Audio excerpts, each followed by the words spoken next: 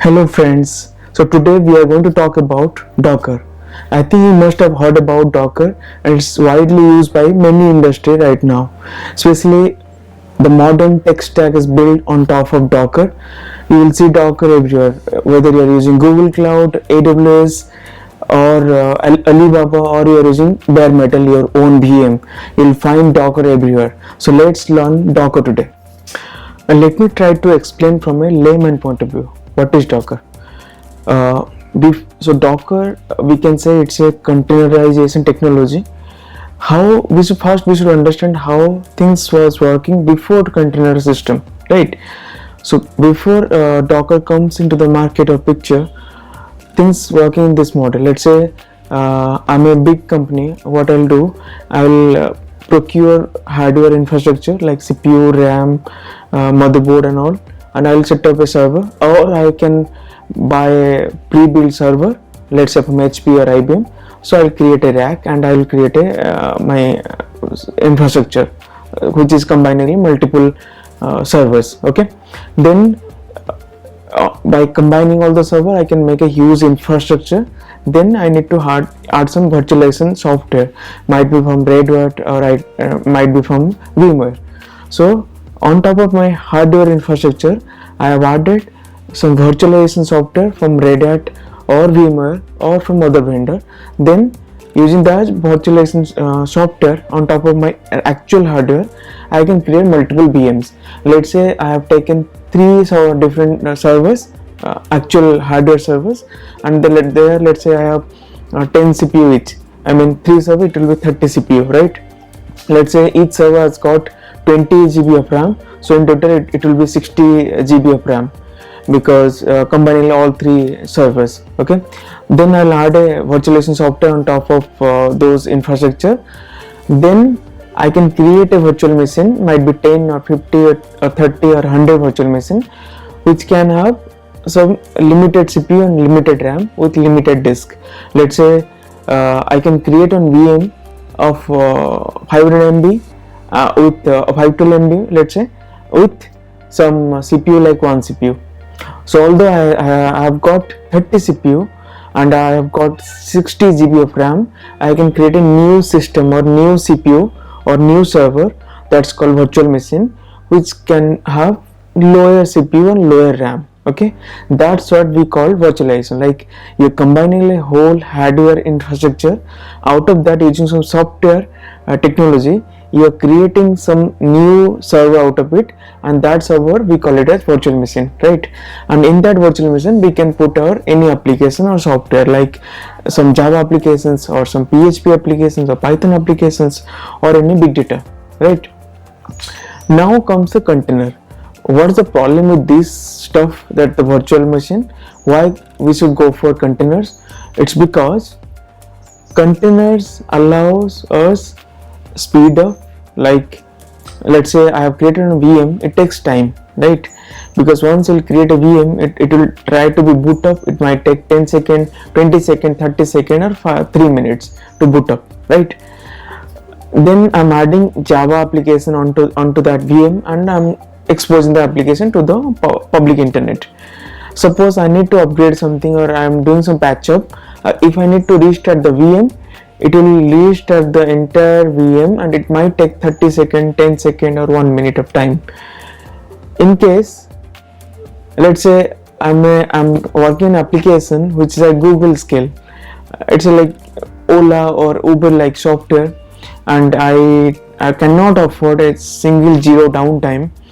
In this case, it will be really difficult to go ahead with the existing virtualization technology. It will be really tough.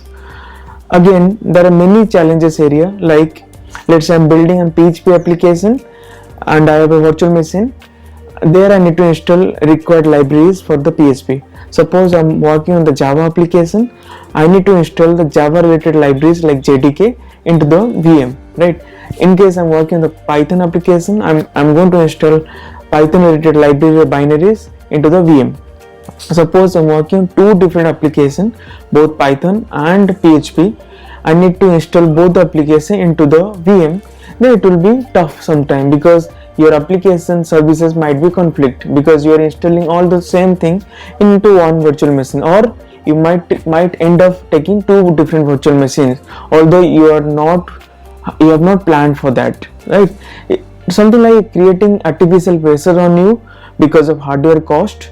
Okay, because you are using multiple technology, you wanted to deploy different technology into same virtual machine or same server.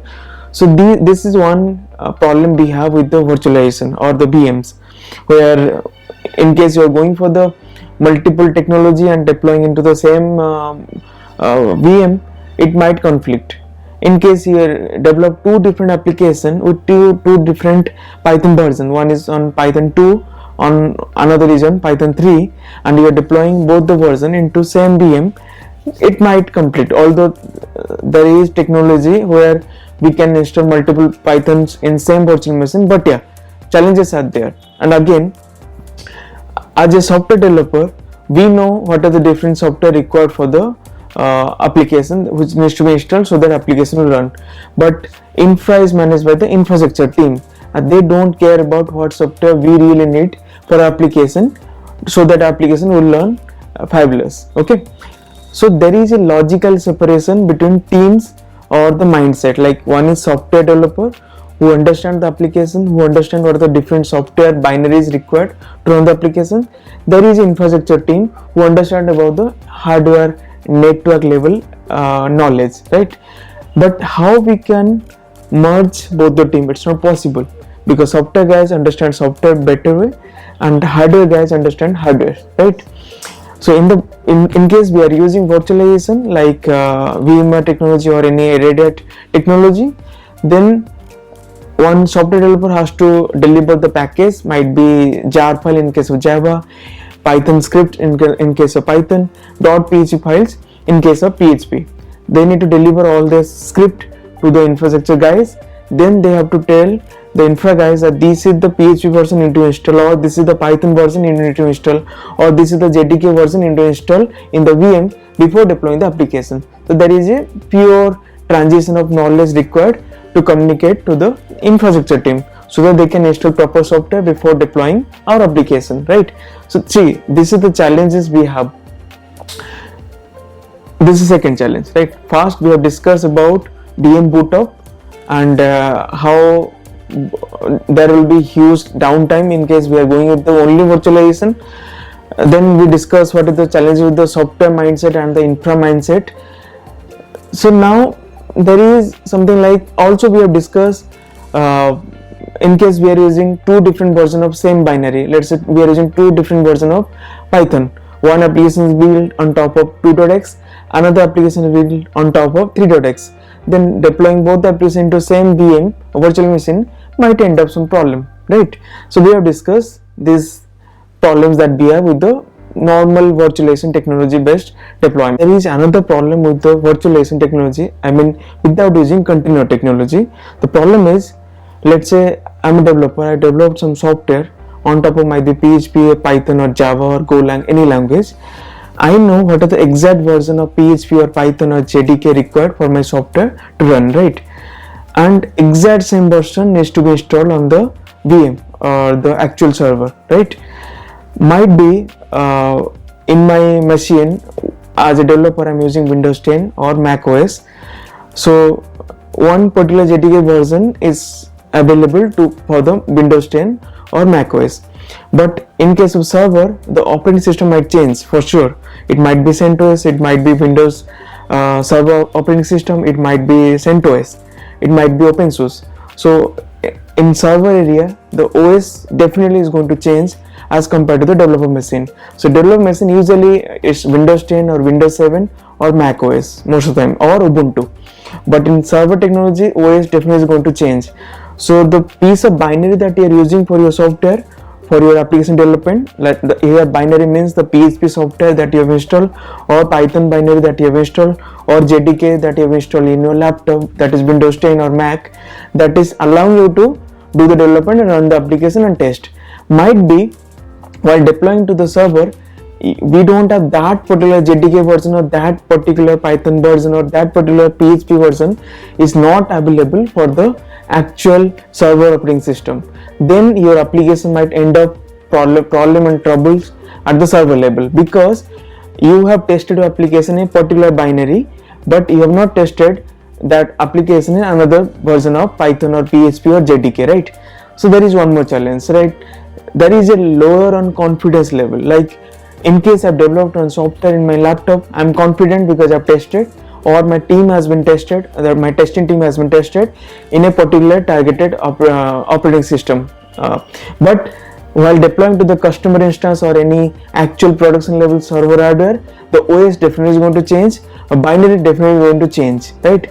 So there is one more challenge with the confidence. So is there any way to have more confidence, like in case my application running on particular operating system is going to run on the server OS for sure? We don't have that confidence in case we are using virtualization. Okay, for that we have the containers. Then now the era of is continuous deployment. Like, continuously, in case you're working on the product development, continuously you are developing application, you are adding new feature, you are deploying to the production. So there is now the era of continuous deployment. With the virtualization technology, you cannot move by with the continuous deployment concept, right? Like, you are making the changes, feature has been tested, it has been tested by the automation system, you are deploying to the staging server, then you are deploying to the production system. So with the only virtualization technology, you cannot go ahead with the CD, like the continuous deployment methodology, right? For that you need containers, because containers gives you more confidence. It's lightweight, it's boots up very fast because it's a lightweight operating system, and there won't be any complete to the server operating system, and you can have the more confidence the way one application is working or behaving on one instance is going to behave exactly same on the production operating system. Okay, so container gives you confidence, and it adds faster boot up time, it gives you logical separation of the application. That means in case you have one virtual machine, you can have multiple containers running in that virtual machine. Now talk about containers. Okay, what is containers? Container is basically, suppose you have one virtual machine. In the virtual machine, you are going to install an engine. Engine is nothing but it's a piece of software. So Docker is a very famous open source container format. There are many, but Docker is widely used and it's quite a long time now available in the market. And we call it as technical we call it as open source container format. Okay. So in the operating system or in the VM, we are going to install one more software called container engine. In case of Docker, it's called Docker engine. So first we need to install the Docker engine on top of our operating system, then we can think about the containers. So on top of our VM, there is one engine. On top of engine, we can have multiple containers. Okay, we can have 5, 10 or 50 containers in case we have that spec, hardware spec in terms of CPU and RAM and disk. Okay, so this is what we call it. Like, on actual infrastructure we have virtualization, on top of virtualization we have multiple VMs. Inside each VM we have installed some kind of engine, we call it Docker engine. On top of that engine we have multiple containers. Okay, so that allows us to run multiple applications at a time in a single virtual machine. That's all we call it as containers. So now let's talk about Docker. Okay, so first you need to create a virtual machine. In that virtual machine, you need to install the Docker engine. For any server OS, you can find the Docker engine. It's available for Ubuntu, it's available for CentOS, it's available for open source, it's available for Windows server operating systems, and it's already available for Mac server operating system. So whatever operating system that you're using in server or virtual machine, we have the Docker engine for that. So first you need to install the Docker engine.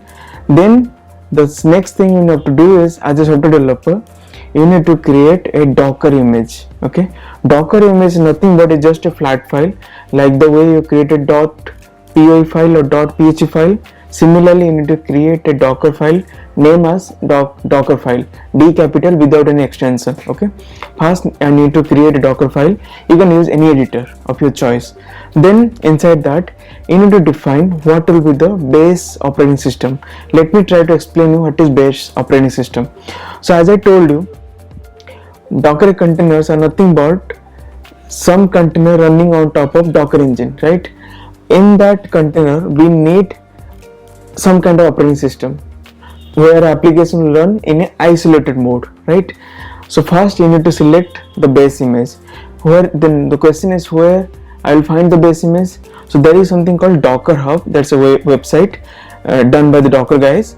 So you can search for any base image. Base image could be Ubuntu, CentOS, Alpine Linux, or Windows, or directly you can use your library binary like Python is already providing the binaries which can be used as base image. PHP also providing the binary which can be used as the base image. OpenJDK or Oracle also providing JDK versions as a base image. So basically first you need to select base image. It could be operating system or it could be the direct library. Okay, anything you can use. Second thing is that you need to copy your application's source code or artifact to your Docker image. So you need to use some copy commands where it will copy the actual application source code into the Docker image. In case of Python, it will be .py files, all the files. In case of PHP, it will be all .php files. In case of Java, it will be either .jar or .war file. You need to copy into the Docker image. I will explain how we need to do that. Okay. The second thing is that you need to install extra library into the Docker container or the Docker image, right? Using some Linux commands. So you know that there is commands like wget or commands like pip install and all those commands, or Linux, any Linux command you can use to install any required packages or library into the Docker image. Then you need to start the application. So in case of Python, we usually use Python space the Python script name.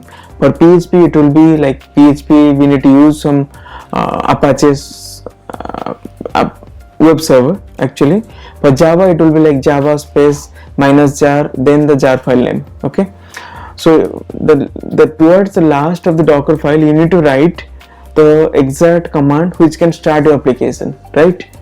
Sometimes in a PHP case, you need to start the server. In case of Python's case, it is definitely Python space the Python script name. In case of Java, it is Java space the jar file name. Okay. So then you need to expose the port. Your application must be taking some port, might be port 80, port 8080 or port 3000, anything. So you need to expose one port using expose command. Then your Docker file has been completed. Like you've written all the lines in the Docker file. Now you need to create the Docker image. You can Google Docker commands. Okay. So first you need to understand what are the different commands that has been provided by Docker. Okay. To create one Docker image out of Docker file, you need to use command called docker build image. Okay. That will allow you to build the image out of the Docker file. Okay, the file that we have created few minutes back. You need to use docker build command for that Docker file so that Docker image will be created in your local machine. Then you need to post the Docker file to some Docker registry. So Docker image usually maintained in some kind of server, and that server we need to install one more software called Docker registry. It's nothing but matter of command which we can use to create a Docker registry. Okay, where so once you'll create the Docker image, you need to push the Docker image to the Docker registry using the docker push command. So there are many important factors who are building the image. One is Docker name, second is the version or the tag. Then you need to tag that image to your registry name or registry server URL. Then you need to push the image. That's it. Docker image now went live onto the registry. So now that image can be deployed to any server, the staging server or production server or test server. Any server can pull the Docker image from the Docker registry where you have pushed it few minutes back. They can use the Docker image and it's all ready. So from the developer machine or from the CI/CD pipeline or from the DevOps, you need to create the Docker image, you need to push it to the registry. That's it. That's a break in chain. Second thing is that any instance that needs to be deployed that application, they have to pull the application from the, or they need to pull the Docker image from the Docker registry, and they need to run the application. Okay, now I have some diagrams for you. So whatever we have discussed so far, let's discuss by analyzing one diagram. This will help you to understand in clearer, because human brains understand diagram better. Okay, so let's jump to the diagram part, and from there we'll take up the Docker 101 course. Okay, let's go ahead. Now let's discuss a no containers model. That means what was the problem without the containers, and how things are working with the virtualization technology. Okay, so both the diagram belongs to virtualization technology, but without the containers. Okay, so just look at the left side diagram. We have one server out here, but let's consider we have 10 or 20 or 30 servers out here. Okay, which is creating a cluster for us. So combiningly 30, 50 or 100 servers can create a cluster data center for us, which we can combine, and we can create a larger hardware, okay, or infrastructure we can say. So that's why in this area we have written hardware, that is combiningly CPU, memory and disk. Okay, so we have 100 servers, and that combiningly create a huge infrastructure for us. Then our job is to create the small VMs which can have 2 CPUs with having some limited amount of RAM, with limited amount of disk. So we need kind of software, because we have a huge hardware setup. How we can divide that infra, and we can create a small piece of servers or virtual machines. For that we need some kind of hypervisor. Okay, hypervisor could be from Oracle or from VMware or from any other vendor, which is kind of software installed on top of hardware. And let's say I have 100 servers out here. On that 100 servers I have hypervisor installed. Okay, so on top of that 100 server we have that software layer where we have installed the hypervisor, which allows us to create small VMs out of large infrastructure. Okay, so you can see, although we have 100 servers out here, we have created 3 different VMs out of it. One, this is 2, and this is 3, and each VM has got its own operating system, own application, that could be Java, Python or PHP, or own hardware, which is shared hardware from this actual hardware. So here let's say we have 30 CPU, here we get up just 2 CPU. This 2 CPU is just shared 2 CPU from this infrastructure. Okay, so let's say we have 3 reference VMs created out of this large infrastructure, each having 2 CPUs, 2 here, 2 CPUs here, 2 CPUs here. That means combiningly we have 6 CPUs shared from here. So this is the actual hardware infrastructure which contains the real CPUs, but these are the virtual CPUs. So it's kind of like virtually we are creating the shared version of CPU to these infrastructures. This is logical infrastructure, this is physical infrastructure. Okay, similarly we have real infrastructure RAM out here, might be 60 GB or 100 GB or 1 TB of RAM. Here we are taking just 2 GB or 10 GB or 16 GB or just 32 GB of RAM, combiningly dividing with different virtual machines. So one virtual machine could have 2 GB of RAM, another could have 8 GB of RAM, another could have 16 GB of RAM. So basically hypervisor allows us to create small chunk of machines, that is virtual machine, and then allows us to install the OS on top of that, then allows us to deploy the application on top of that. It might be Java, Golang, PHP, Python, could be anything. Okay, so this is the virtualization, how it works. So let's talk more about this. So we have the infrastructure that we have discussed out here. Then we have the host operating system. So all the actual hardware should have the server operating system, might be Windows server operating system, might be something like that which supports virtualization. Okay, then on top of that we will have the hypervisor layer, that's a software layer here. Then we'll have around n number of VMs, virtual machines, which contains its own operating system, then the required OS and all, and then the required applications. Okay, so this is how things works without the containers. Like from the large infrastructure we'll create a virtual machine, and then in that virtual machine we need to select the OS, or we need to install the OS, then we need to add our required application, and application will be exposed to internet. This is how it works without the containers. Okay, now let's consider how things are with the containers. So the only difference you can see, we have the infrastructure, then the host operating system, then we have the containers. On top of the container there's a container engine actually, that we have discussed a few minutes back. And on top of container engine we can have the different applications. So here one thing missing in the diagram, on top of infrastructure we can have operating system, that's sure, but in between containers and the operating system we can have the virtual machines.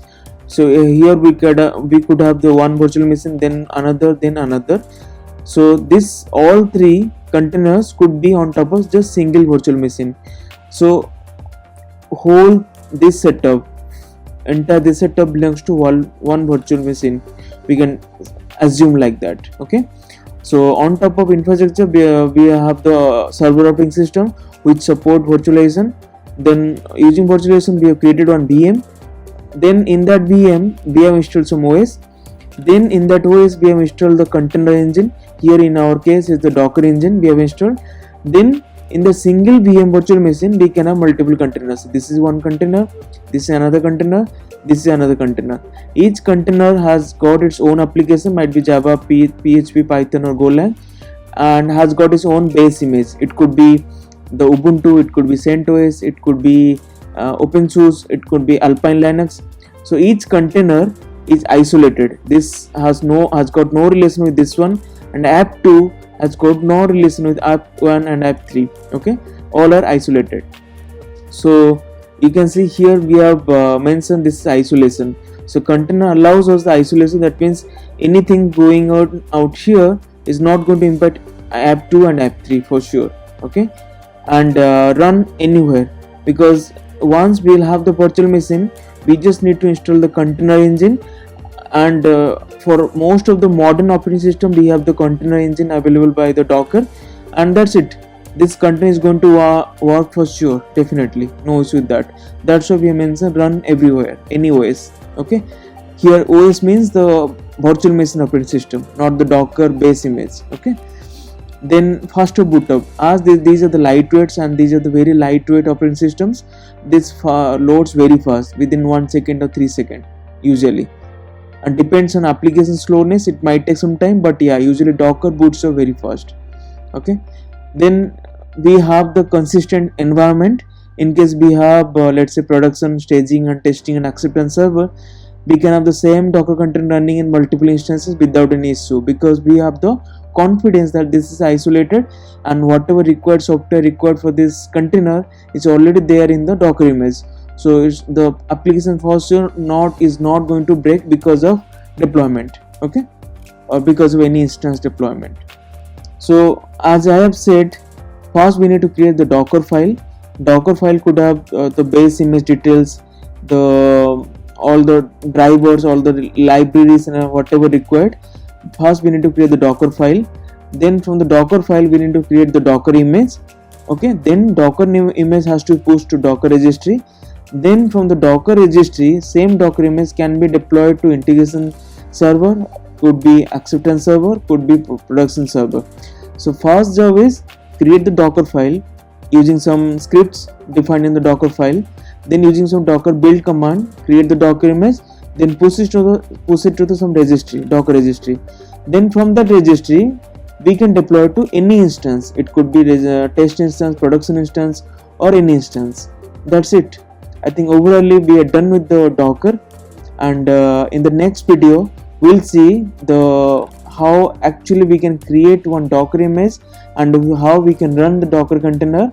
Thank you guys for watching. Thank you.